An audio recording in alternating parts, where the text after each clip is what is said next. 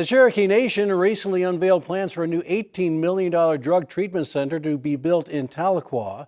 Reporter Steve Shaw joins us now to explain what prompted this latest investment from Principal Chief Chuck Hoskin Jr. Steve.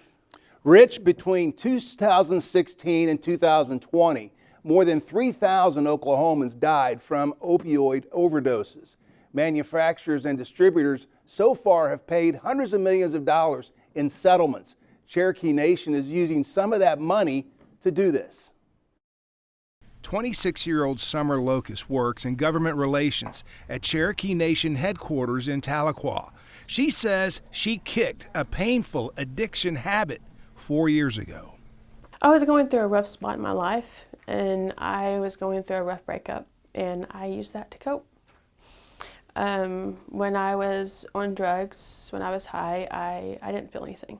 I was completely numb. There was no happiness, no sadness, no anger.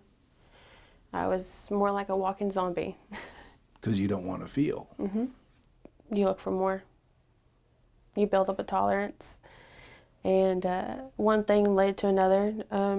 I can tell you right now, before I started drugs, I had never tried anything in my life. A month and a half later, after I tried drugs, I tried 7 or 8 different ones. Last month, Cherokee Nation announced plans to spend $18 million on a 17,000 square foot treatment facility. The center will be in the Park Hill area of Tahlequah, a half-mile south of Cherokee Nation headquarters. It's part of a larger, at least $100 million commitment Cherokee Nation Deputy Chief Brian Warner says will address an opiate scourge that has haunted his people for more than 2 decades. You know, this is something that either directly or indirectly affects all of us. With more than 450,000 citizens, Cherokee Nation is the largest Native American tribe in America. There are 260,000 citizens in northeast Oklahoma alone. Deputy Chief Warner says reports that 1/3 of all opioids shipped into the Sooner State in recent years went to Cherokee Nation citizens are accurate.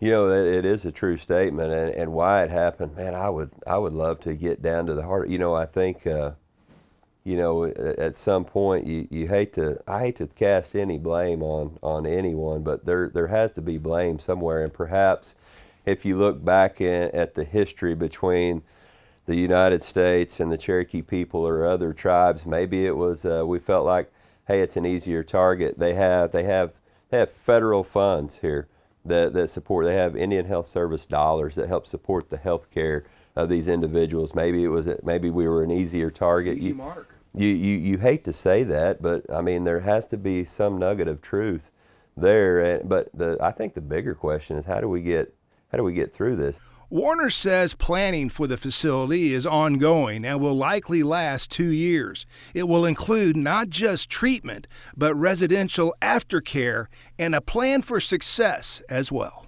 You know, what we see a lot of communities that perhaps, as Chief Hoskin very well puts it, that the rest of the world has forgotten about, but the Cherokee Nation has not forgotten about it because our citizens live there, our citizens founded those areas. And things like opioids and other drugs and other afflictions of this world have infiltrated these communities and have started to deteriorate these communities. Well, we see an opportunity today with these settlement dollars to give that lift and be that rising tide that raises all ships, but we have to do it in a very instrumental, strategic way. There's more dollars. There's $5 million of set aside through these opioid funds that go into that $100 million plan that will provide scholarships for individuals that we want to pipeline through that industry, whether it's peer support specialists or whether it's other licensed practitioners. We need everybody. Julie Skinner is Director of Behavioral Health for Cherokee Nation. She works in the nation's harm reduction clinic a few miles from Cherokee headquarters. One of the things they do is distribute clean needles because she says many diseases transmit through dirty ones. It's helping create that bridge for those folks who aren't ready, so when they are ready, they know where to go.